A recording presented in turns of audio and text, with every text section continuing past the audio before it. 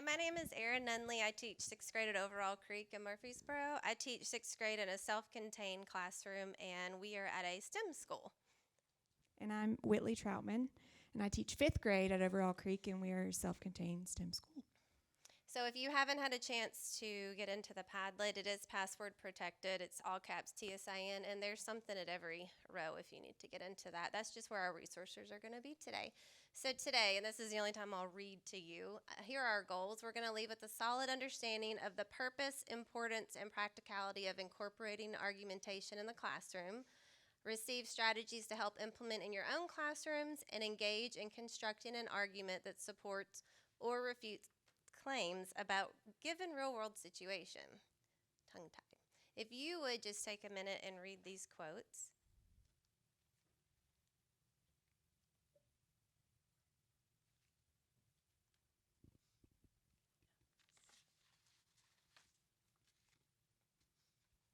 So what stands out to you with these quotes? Anybody? Failure. Good. Anything else? Getting stuck. Changing. Unstuck. Yeah, a lot of times we're taught it's not good to argue. We need to just sit and listen and not say anything. What we want to talk about today is that argumentation can be useful. It can be purposeful if used correctly. And these quotes stood out to us because it helps us understand that it's okay to have that argumentation. It's okay for students to get stuck. It's okay for them to learn from their mistakes. Okay, so I wanted to speak quickly on the engagement. If you're a teacher, you know that that's the biggest. I mean, if they're not engaged, they're not going to do anything for you. So whenever you present the topics that we use for argumentation, sometimes they're conspiracy theories, sometimes they're very opinionated topics, and kids always have opinions, and they love to talk about themselves. So anytime that you can get them in some sort of like where they get to speak their mind or they get to defend something or try to prove a point, they're going to be engaged. And so when we've done this, and I've done this for a few years now, started in 3rd grade, and then I've brought it to 5th grade when I went to 5th grade. But when we do argumentation in all the different formats, and we'll talk about that later, we've just noticed that the kids are so much more engaged, and it's student-driven, it's student-focused, and we take the back seat, and we're more of just the facilitator, which is what we should be. And the kids are bouncing ideas off of each other, and they're wanting to use their indoor recess time to look for more evidence to support their claim, and it's phenomenal what they learn and what they'll engage themselves in when they care about what they're learning. So we asked our students what they thought, and these were 3 that gave us some comments. I'll let you read those.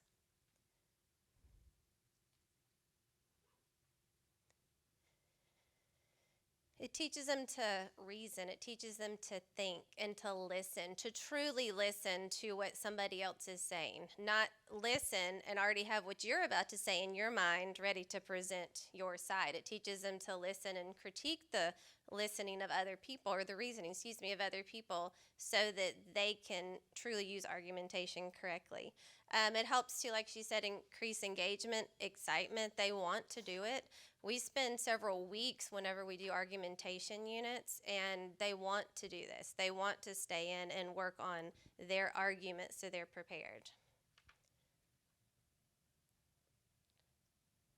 And when we argue, I'm sure you're familiar with the science and engineering practices, but they'll get to engage in 2 of them specifically, and they really hone these skills well when they are working in argumentation. They're obviously using evidence to engage in that argument, and they're also obtaining and evaluating and communicating information that they find to support and to rebuke the other side.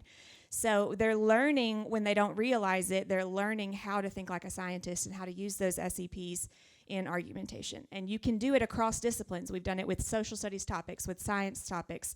Obviously, ELA is embedded because they're reading and they're having to research. But they're doing this without knowing that they're doing this. And we realize that our slides aren't popping up like they're supposed to, so some things are going to be laying on top of each other. I apologize to that. We made it in Google Slides. Also, we've used it in math, and it goes perfectly with mathematical practice number 3, constructing viable arguments and critique the reasoning of others. So we have used it in all subject areas. Also, now, the one on the very bottom is the speaking and listening that we can't see. So that's a standard. We're focusing mainly on 4th through 8th grade, upper elementary and middle school, but it could probably apply to most all grade levels. So the bottom one is our speaking and listening. It talks about collaboration, engaging, and building. Those are the main verbs that you would see on that bottom one, building on the ideas of others. It also helps with Bloom's, helps to reach those upper levels when you're looking at Bloom's taxonomy, helps to deepen that thinking. Yeah, and it definitely, when we look at our standards for ELA, it hits ELA standards, like the Informational Integration of Knowledge and Idea Standard 8, and that's the vertical progression. We just put up 4th grade through 8th, but I believe that it goes below, and probably you could go above that as well. But anytime that they're looking at the points that an author makes and the reasons that they use to support that and the evidence that they use to support that, that's going to track throughout the grade levels. And like I said, I've used it in 3rd grade as well, so I know that it goes below. I've never been above, but I'm sure that it would apply as well. And not just the actual informational standards, it's going to apply to the writing standards, and the lower elementary and even upper elementary, they have opinion. I know in 5th grade we even have opinion writing, but then they move into argumentative writing, and it would support that as well. And it's also going to support just increasing rigor. I'm sure that you're familiar with the IFD, the Instructional Focus Documents. Anytime you're bumping up, you're looking at that level 4 to plan and try to push your students to that level 4, they always have to justify their thinking and back up their thinking with evidence and justifications. And so this just flows into that and teaches them how to do that so well.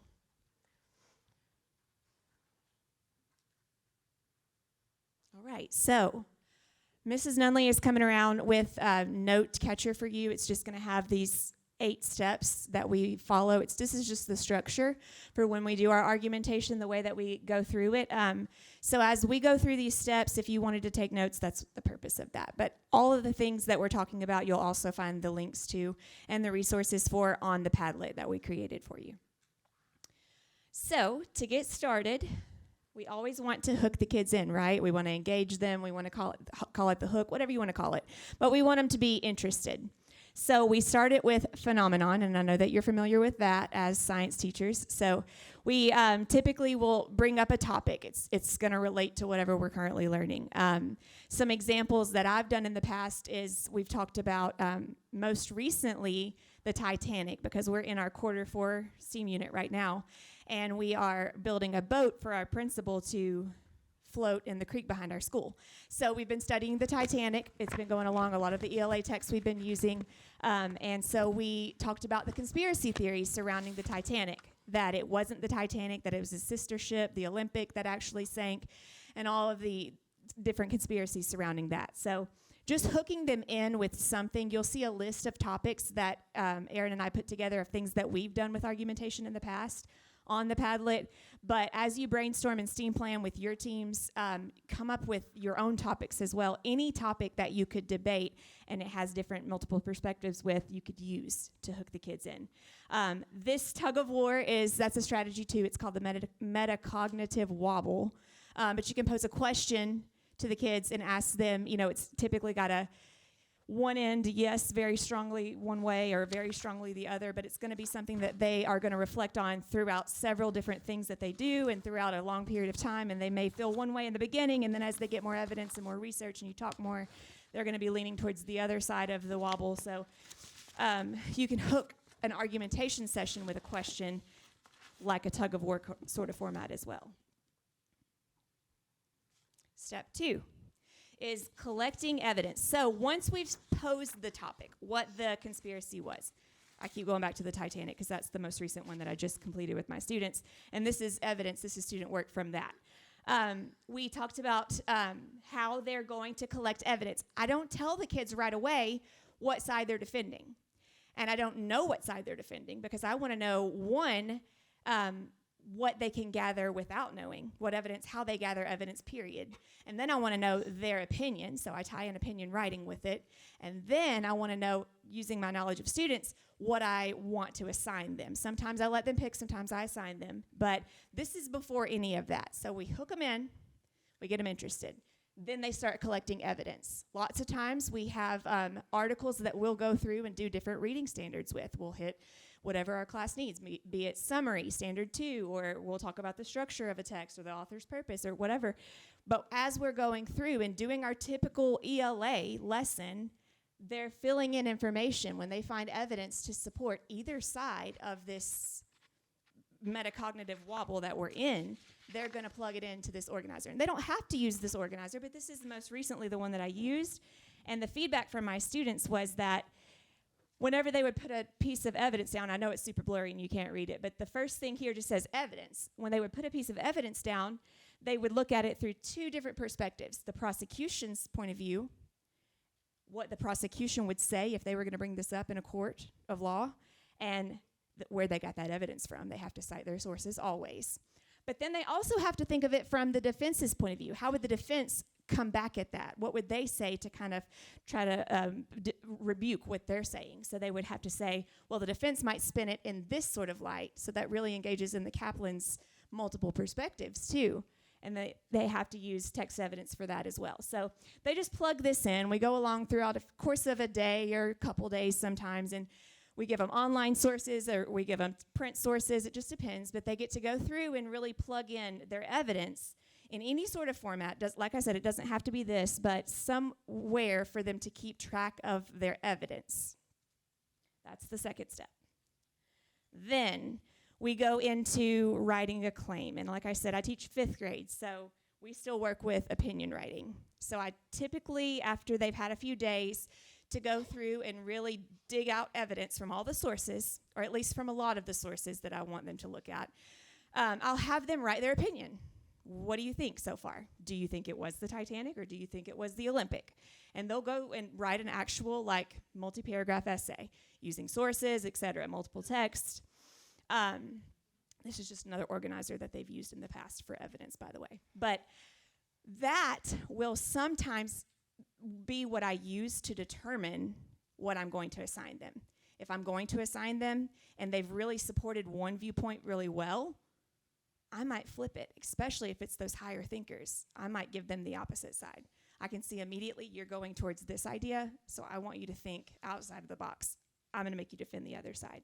And I think that's a really important life skill, to be able to think from different perspectives and to see, other people's viewpoints. And if I could add on that, Ms. Troutman, so in 6th grade, we teach claim writing, and so we teach them how to use claim evidence and reasoning and put all that together.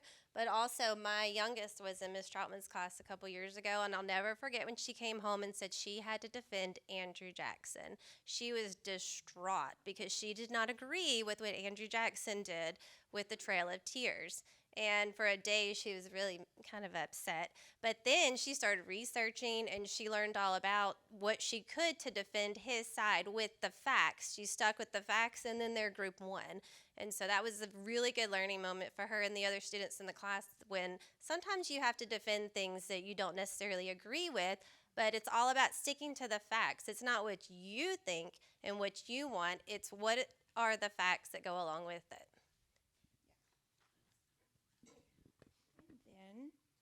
Step 4. This is when we finally tell them. And at this point, it's been a few days, they're dying to know. And I like to really keep talking and change the subject and go somewhere and do something and then get back to it, because they're like, come on, Ms. Troutman, please let me know. So I eventually will tell them which side they're on. I've in the past let them pick before, if they can, in that writing piece that comes before this, if they can really prove it to me well, and I think that there's an equal balance, I'll let them go for it. But lots of times, like Erin just mentioned, I like to tell them, no, I want you to do this, and it's not about you. An argument, it's not about you. It's about the evidence and how you can support those facts. So this was an example, one I keep talking about, but They typically, I know in third grade we did it with animals. One of our science standards was animals, the benefits of living in groups versus living in solitary lives. So we read this book in ELA about the day the crayons quit. We were going through an ELA task sequence with it. And then we gave a letter out to the students about, it came from the actual book, but it was like the color of the sun. And is it orange or is it yellow? And the crayons were arguing, and it's funny. But anyways, so it got them into it. And so it was the form of, they had an actual like letter, sealed envelope with their name on it. And it was written in the perspective of their client, like from their client to them saying, I'm hiring you to defend my perspective. Here's what I'm trying to make you prove. Sometimes I'll just have them, have a stapled piece of paper. But typically it's with a partner. We have reading partners. Typically it's with a partner that they will that client assignment, and then they get to continue the rest of this process that Erin's going to talk about, knowing which side that they're defending and which side that they're trying to fight against.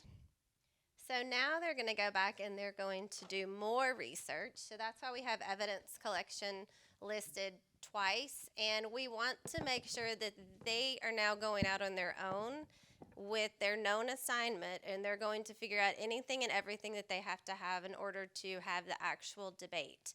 One of the things that we really try to do is we don't want to repeat. I know you may be in an argument or overheard, and somebody keeps saying the same thing over and over and over again, where you're not going anywhere. And so we teach them that you say it once, and then you move on to something else. So if you have all kinds of pieces of evidence and things that you're going to present, then it will help make it easier for you as you're going through it. And as she stated, we've done it both ways, where they can either pick their own or where we assign it. And every year I do both ways. And it just depends. Last year it worked a whole lot better when I assigned it to them. This year I've let them pick, and things have gone a little bit different. So it depends on your students. You just have to read them. And then we have our formats. So these are both examples of silent debates. This one is where they just use Post-it notes, and you did this one in your classroom, correct? How did y'all do that? Okay, so this is for when I really wanted to push writing, and I really wanted them to be able to defend their thinking in writing. I had chart papers around the room with the different, and this one was an argumentation session with 3 different perspectives. You can do it with more than 2.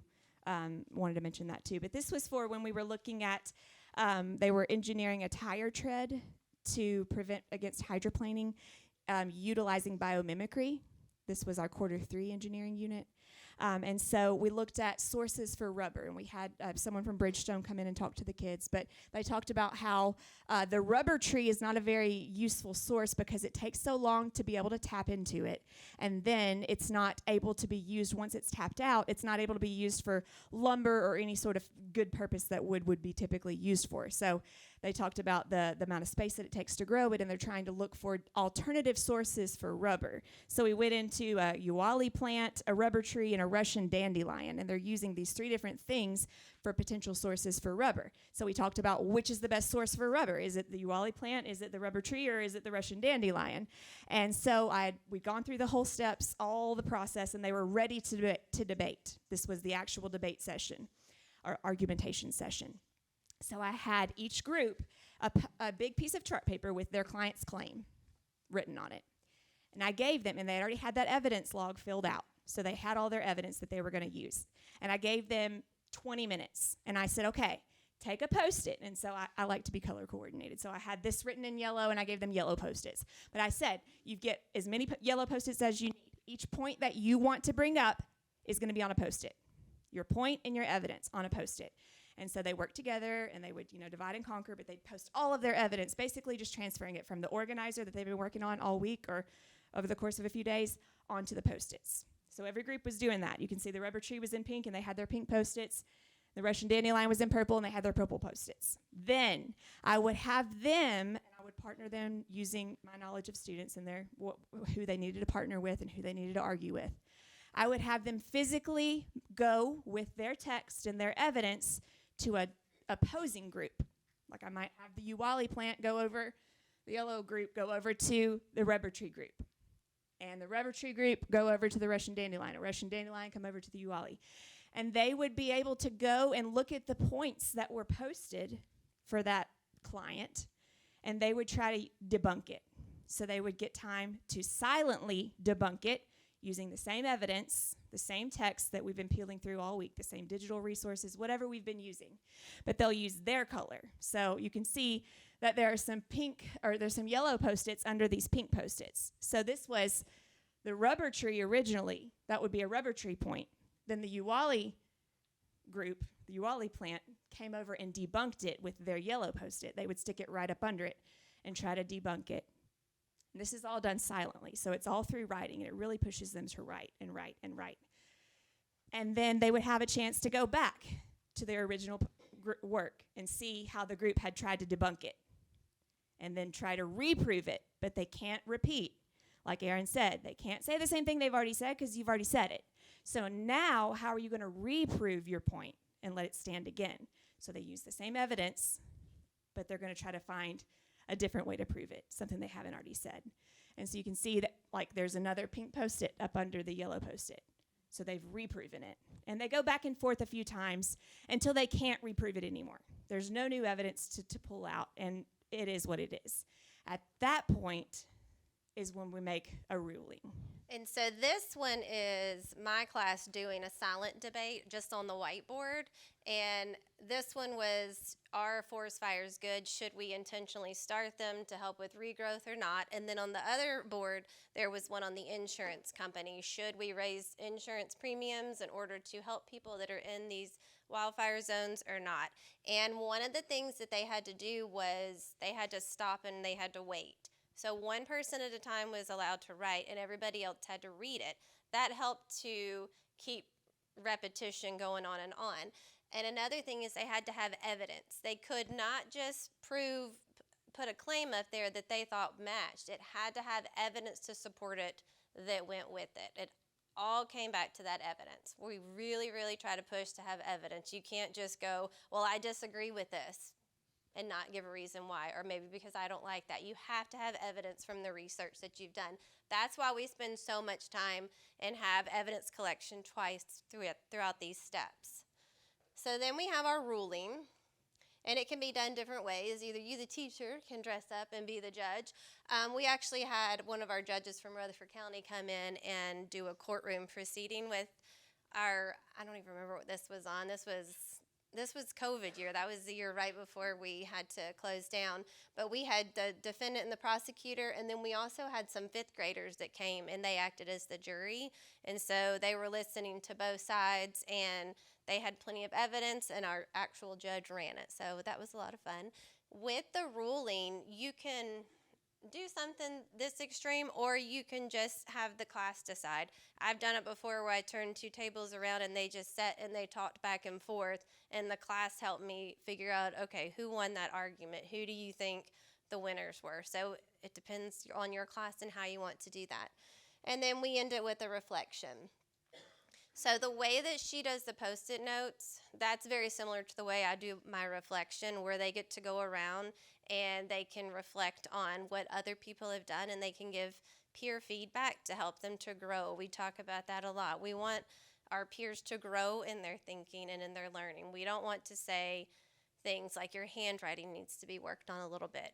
That's not feedback. That's not going to help me. We also have a rubric that we use when we're grading them, and it goes right with the sixth grade claims, evidence, and reasoning. And I like to give this to my students to let them do their own reflection. Well, how do you think you did? Did you see this? They go back to their evidence. Did I do this? Did I have this in my evidence collection? If not, it helps them for the next time that we do this. So the peer reflection is really important to help each other, but they also need to have that personal reflection time for themselves. All right, so now we're going to practice. We don't have a lot of time, and this is really not best practice is what we're about to do. We're just doing it for the sake of time. So we're going to pass out an article. Everything we do starts with an article, and we typically adapt it from the internet based on their student interest. AI, robots, my sixth graders are always really into that, so I always do a big unit on artificial intelligence. So whatever your students are interested in, I did one recently on ADHD and video gaming. Does video gaming cause ADHD? And immediately the kids were like, no, it's video gaming is great. It does all these great things. And then I gave them some research, and we kind of changed our opinions on things. So we're going to pass out this article. It's M&M's versus Skittles. Some of you voted when you came in, just if you like Skittles or M&M's better. So who likes Skittles better? Raise your hand. Does anybody like M&M's better? Oh, more M&M people. Okay. So if you would take a minute and read this article, and on the back you'll see, there's a place for a claim.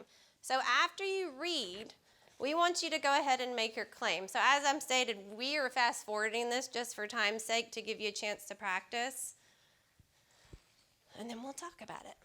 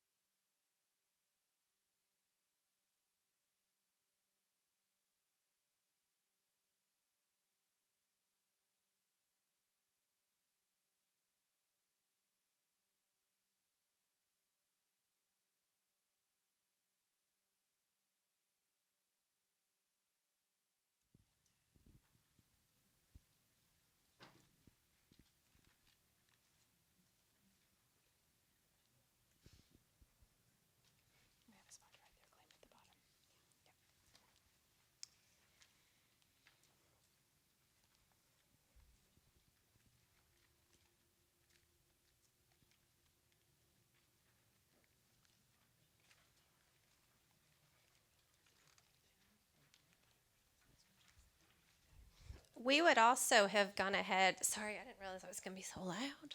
We would have also gone ahead and taught them how to write a claim. So clearly this is not best practices. And another thing that we would say is try to leave your own personal opinions out of it. We probably wouldn't do something like Skittles and M&Ms in 6th grade. So I know that that's kind of hard when you're sitting there writing a claim going, well, I don't like Skittles. I like M&Ms better. So that's just easier to pick. But that's another thing that we would do. And we do this with all subjects. I know we've talked a lot about reading. In social studies, we learn in ancient history in 6th grade. And we did a big unit on Ötzi the Iceman. It was the Iceman that was found 5,000 years later. And the students debate on what they think happened to him, how he died. We can use it in science with labs. excuse me, just a lot of, you have to have all kinds of evidence when you're doing labs in science, so we use it with that. Like I said, we use it in math. If you would take a moment to go ahead and just share with the people around you your claim, and then we're going to talk about it out loud.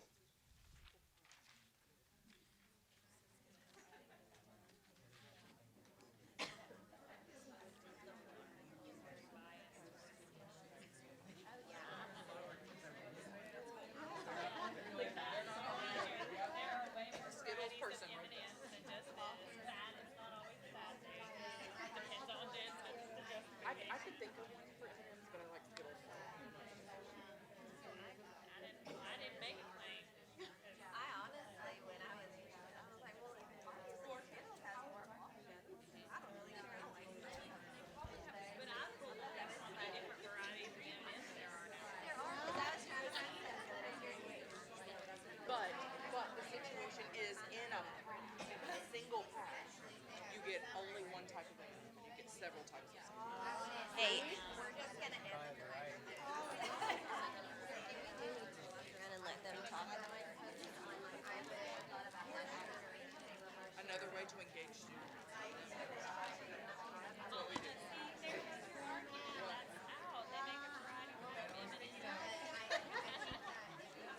Share that, what you just talked about. Apparently they make a variety pack of M&Ms.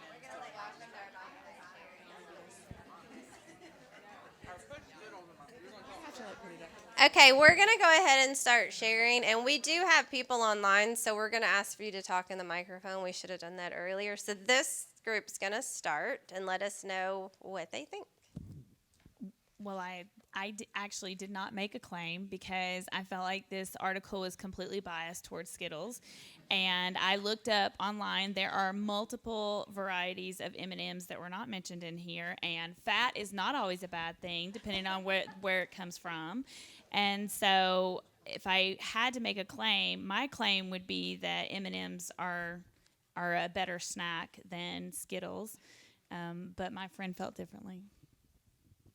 I was going off, we were talking about variety specifically, and she said that M&M's has more variety, and I said, well, in several different packs, you have to buy several different packs to get the several different varieties of M&M's, where in Skittles, you get all the different varieties in a single pack. But then we found out that there is actually a variety pack of M&Ms, so there goes that argument. Would anybody else like to share? Thank you. All right, here. According to this article, no. I think M&Ms are best suited for adults. I mean, the approach is more suited for adults. And then somebody said, So M&Ms you can put in many different things, such as trail mix, ice cream, cookies. Listen to the big guy. He knows what food is. Oh, and I'm sorry. And they're made in Cleveland, Tennessee. that's another part. Anybody over here? Anyone? So the engagement, we mentioned that earlier, and this was a silly topic. It was just for demonstration. But the engagement and the back and forth, when the students are doing that in the classroom, they are so much more engaged, and they're having so much more fun, and they're learning, and they don't know it. And they don't want to learn. I mean, they're great at learning, but they don't want to say that they're learning. They do want to argue. So they're doing both. And then we would give multiple text. And there are sometimes when I did Itzy the Iceman, there was one that was written by a medical doctor. And so his whole stance was that he had a heart attack based off of what he had eaten. And then there was another text from an investigator, and he was talking about how he was attacked from behind. And so it showed different perspectives, and they did lean one way or the other. And then there was another one that just kind of gave the facts where they got to pick between. So we do try to give them many different sources, not just one, so that they can make a really good claim that to And justify whatever they're doing. To bounce off that, my first time that I did this was when I taught third grade. And it was actually in an unannounced observation because, you know, the day that you're going to try something new, that's the day, right? So I've got all this planned, and it's the solitary versus group living topic I mentioned earlier. And I've got it all out. So I went through the whole spiel, and I had them set loose to go start pulling evidence, right? And I had a group of kids that were working together, and I just said, all of your evidence that I want you to use is back here on the floor. And I just had stacks on the floor of the different texts, and I had copied enough for every student to have every text if they wanted it. But it was like 7 or 8 different piles. And I had a group go back there, and the kids just start, and it's a couple of boys, and they just start pulling every one of them. And I'm like, you're not even reading the title. Okay, why are you grabbing that? Like, those things you say under your breath when your administrator's sitting back there. There's my administrator. So I was like, why are you grabbing all of them? You're not even reading the title. You know that you're defending blah. Why are you grabbing? They're like, well, we want to be prepared for the counter argument. I knew that. I knew that's what you were doing. So, but that's just kind of speaks to that. So having texts that go, or websites, or, even interviews. You talk about interviews and post videos and things like that are one way or the other, but just don't tell them which way they lean towards. Let them figure it out, and they want to really look at all of them is what hopefully they'll realize. And you don't have to print everything. We use Google Classroom a lot.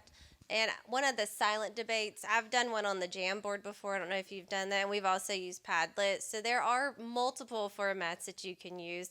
I did one last year when we had that fun hybrid thing going on. And I wasn't sure it was going to work, but it ended up going really well because everybody had to use the Jamboard and had be quiet. And so they were able to look at each other's ideas and thoughts. So we're finished a little bit early. Just in time for questions. So does anybody have questions? Yes, ma'am. She asked if we provided all the sources. I typically give them sources up front, and then when they get to go back and do the evidence collection again, I let my students research. I think it depends on the grade level whether you would let them do that, but at 6th grade I do let them go and find their own research after we've already done one. And I've done the same thing with my lower grade levels too, except for I will give them search engines. Like on my Google Classroom, I will link student-friendly search engines, and so they're not just Google searching. And obviously you want to monitor it, but I have them typically, the way I do it is I give them my sources that I want them to use first, and after I see that they've peeled through them as well as they could, if time permits, I let them go on their own and find more. Yes, and that's one of the things. We do a big research paper at the end of 6th grade, and we talk about how to find those credible resources. We spend a long time on that, and so this is a good time for them to learn, because I talked to them about middle and high school. You're going to be doing that research. Yeah, and our special area team is amazing at collaborating with us and trying to, keep what we're doing in the classroom going in special area. And so we had a computer special area rotation, and that computer teacher did a whole series on valid sources and credible sources, and so that really helped too. Thank you. Good question. So the question from the chat, do you all talk about bias in articles? That was a question on the chat. Yeah, grade levels depend on that, but I think that I know when I was in 3rd grade, we talked about how everyone, just like everyone has armpits, every author has a point of view. And so when you're writing, even if you're writing an informational text, you have an opinion. We're human. And so a lot of times, that's going to be, we call them Easter eggs, little nuggets that they're hiding in the text, things that they're saying or things that they're not saying, or adjectives they're using to describe, or whatever is going to convey their perspective and potential bias. And so we do talk kind of about touch the it. connotation in text, and the neutral and negative within the words, so that the students can start to pick out the author's craft and what the author is actually saying in the text and what they believe. I think we had a question back here. On the note catcher, there was evidence collection twice, and I kind of missed the purpose of that second one. And how do you all do when they're collecting their evidence artifacts? What's a tip on how to keep all that together so when they do start writing, they have something to refer back to?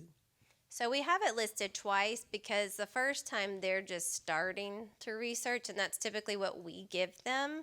And the second time it's after they've gotten their client assignment, so they know exactly if they're going to be defending or not.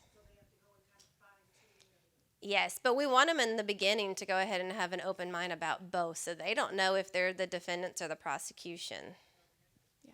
And I have a journal that I have my kids keep everything in. It's called their STEAM journal, We have an ELA journal. We have a math journal. And so I have them staple in their texts because it's just a composition notebook, but you could do a binder. But they definitely need to have a way to keep up with those texts. And in the morning when I'm having them come in and get ready, I say, get all of your Titanic sources out or whatever. And if it's in Google Classroom, then it's all there anyways. But yes, they definitely want to keep up with all those sources. And then we use a binder.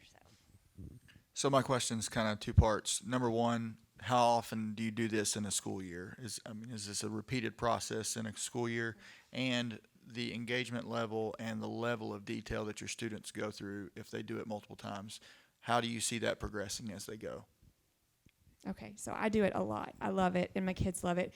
And they're engaged every time because it's always a different topic. I can see them in the beginning of the year, I'll be honest, because they're essentially fourth graders when they come into my room at the beginning of the year. They don't go very deep unless, and it is kind of catching on throughout our school at least, and so the lower grade levels are starting to do it, so they're more familiar with it when they come up, but I have to typically go through at least the first couple of times and really teach the process, so it's kind of surface level, but it gets so much deeper and so much more involved as the year progresses, and we do it like all the time, so because they love it.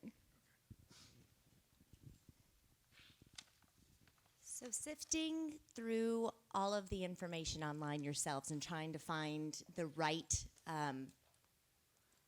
articles for your students, do you have specific sources that are better than others that you could kind of give us? Where should we look based on a grade level that we're teaching? We typically do it based on current events that are happening, and we pair it with our standards, so it can be anywhere and everywhere. We focus on the news journals mainly. And we have our academic coach that helps us. She plans with us in Yeah, PLC. we do the Smithsonian. She'll pull sources, and we have a team drive. We use Google Drive for our team, and so we'll all dump sources in there, and then we'll kind of homework, look through them. So when we come to PLC, we're more prepared of this was a good source and this one wasn't so great. But no, we don't have like a great place to go. But yeah, she was reminding us we use Smithsonian a lot, National Geographic, but we're all the time just looking at stuff, and we text each other, "Ooh, did you see this?" There was one, our academic coach was visiting her child at college, and there was a robot taking food around. She was sending me video. Look, there's this robot. So we started studying robots, and I was telling the kids how it delivered their lunch to them. But to speak to engagement again, I keep going back to that. Both of my kids have gone through our school, and so, well, one's still currently in, she'll be in fourth grade next year, but she has, Miss Ross, our academic coach, she has her phone number, and so she has a phone and she loves to text. And so she found this article about, I don't know why my child in the summer was looking at fireproof houses, but she found there was a wildfire in California, and this one house that had like some sort of aluminum didn't burn in the midst of this wildfire. And she's like, this would go great, Miss Ross, with third grade's natural disasters unit. And she sent the link to Miss Ross for the third grade teachers to have. And she was in third grade, so. Lots of student engagement. Okay, so I'm just trying to wrap my head around the actual debate format part. How do you structure that and allow students to have that debate? Like, do you let them do strictly stuff that they've put on their evidence, or like logical arguments as well? Even in like your M&M Skittle thing, the argument could be made that Skittles are better for kids because their ads are more kid-based, but you could make a logical argument as well, just because their ads are more kid-based doesn't mean they're a better snack, right? So do you allow those types of arguments, or how do you let students, do you let them analyze other students' evidence, whether it's good or bad, or how do you do all that? Good question. I'll start, Yeah, you and wanna then start? Erin, because I'm sure you want to speak on this too. I only let my kids use evidence. I don't let them, obviously they're going to want to use common sense, but some of them don't have. But they have to back up whatever they're saying. Say what you want to say, but where did that come from? It can't be about you, because in a court of law, it's not about the defendant or the prosecution, it's about the evidence provided. And so, and I do let them go back and forth and look at each other's arguments and try to debunk, but when they're trying to debunk it, they still have to debunk it using evidence. Yeah, we try to stay away from this schema, what you already know or what you already think and feel. We want you to use that evidence. And if they go and find evidence that's not something that we gave them, as long as they can have a credible source and they can prove where they got that from, we will let them use it. But yes, that's a good question. Probably in upper grades, I think that you could do that. But I would say for the younger, maybe make them stick to those evidence. You have another question online? They said, how do you ensure that the topics you choose are not harmful to debate? For example, did you find it harmful for your students of the Native American descent to debate the Trail of Tears? Could that have been a positive thing? Well, I'm of Native American descent, and so I introduced it with that. And so I just talked to them about this is history. We learn from history. This is our standard. I always pull up the standard that it relates to, because if it doesn't, then what are you doing, right? So, but I just talked about, we learn from history, and that's the purpose of talking about it, is so we can learn from it and hopefully not repeat it. So I don't think that they did, and you do want to be conscious of that, but I think as long as you have that culture built in your classroom and they understand that it's not about, targeting a specific group, it's about this is what happened and we want to learn from it. We want to discuss it. We want to take on the perspective of these groups, but I also just gave them the tidbit, hey, I'm of that descent too, and I have feelings about it as well, but let's talk about the facts. So. And we do stick to the standards. We Yeah, stay with the standards, and we don't do political. We're not going to bring up like the presidential election. We don't even get onto that. So we do keep more controversial. Yeah, sticking with the facts. But we go straight from our standards. So it looks like we are out of time. Thank you so much for coming and being in our session today. We appreciate And it. if you have any other questions, the Padlet is open, and we'll be checking it and we'll be responding on it. Yeah. So you can post for us later too.